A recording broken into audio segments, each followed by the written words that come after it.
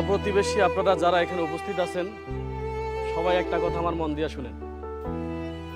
এই যে রতনের মা, এই রতনের মা আমার থেকে 7 লক্ষ টাকা নিছে। কি কারণে নিছে জানেন? তার ছেলেকে ডাক্তার বানাবে, ডাক্তার। এখন আমার 7 লক্ষ টাকা না দেওয়া পর্যন্ত আমি রতনের মাকে দাফন করতে দেব না। আমি রতনকে অনেক আগে ফোন দিয়েছিলাম, হয়তো রতন কাছাকাছি চলে আসছে, আপনারা একটু অপেক্ষা করেন। কি হয়েছে স্যার, এত জরুরি তলব?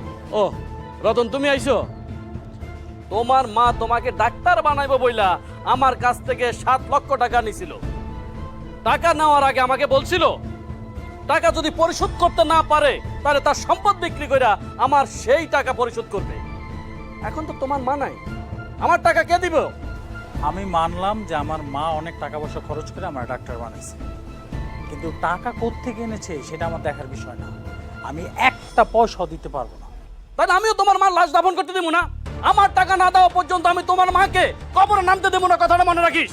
আমার তাতে কিচ্ছু আসে যায় না। আপনি এক কাজ করেন স্যার, আপনি আমার মায়ের লাশটা আপনার ফ্রিজের ভিতরে ঢুকাই রাখেন। তাতেও যদি মনে হয় যে 7 লাখ টাকা শোধ হয়ে গেছে তাহলে সেটাই ভালো। কি করলি রতন তুই?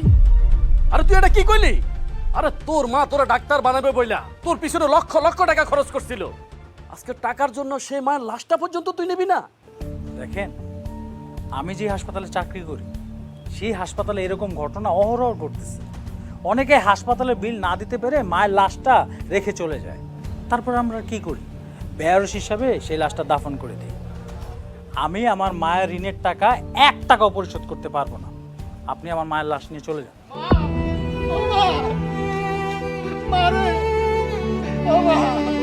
এই মালিক, এই খবরদার, খবরদার কইছি তুই লাশ স্পর্শ করবি না। আরে তোর মা মানে তোর সৎ মা মরে যাওয়ার আগে আমার কাছ থেকে 7 লাখ টাকা ধার নিছিল। ওই তোর ভাই রতনকে ডাক্তার বানাইবো বইলা আমার 7 লক্ষ টাকা না দেওয়া পর্যন্ত তোর সৎ মাকে আমি কোনোভাবে দাফন করতে দিব না, কইয়া দিলাম। স্যার, স্যার আপনার তো ভয় লাগে স্যার, আমার মায়ের লাশটা দাফন করার সুযোগ দেন স্যার।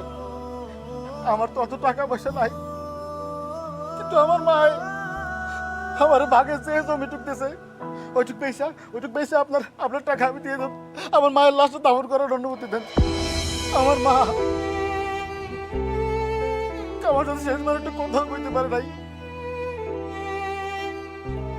আমার মায়ের লাশটা দাফন করার পরে আমি কথা দিচ্ছি স্যার, আমি আমার জায়গায় তুমি সব পেয়েছে আপনারে আমরা ঋণ শোধ করে দেবো স্যার। আমার অনুমতি দেন স্যার, আমার মায়ের লাশটা দাফন করি। তাহলে এখানে আমার আসার দরকারটা কি ছিল? আমার সৎ ভাই যদি আমার মায়ের সব দায়িত্ব নিয়ে নেয় তাহলে আমাকে ফোন দিয়ে ডেকে এনেছেন কেন? আমি গেলাম।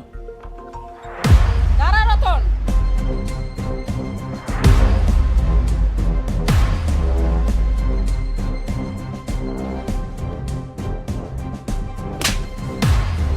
এই জন্য আমি লাখ লাখ টাকা খরচ করে তোর আমি ডাক্তার বানাইছিলাম।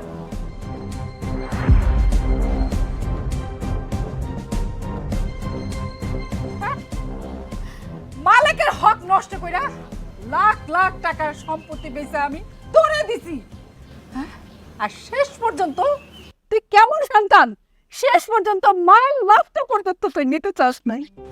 ভাবি, আমি আপনারা কইছিলাম না আপনার সৎ ছেলে মালিক আপনার মায়ের মতো ভালোবাসে। আপনার সৎ ছেলে মালিক কখনো আপনাকে সৎমা ভাবে নাই, সবসময় তার আপন মা ভাবছে আপনাকে। তার মানে তুমি মরো নাই, মরণের নাটক করছো? আমি নাটক করছি, আমি মরার নাটক করছি।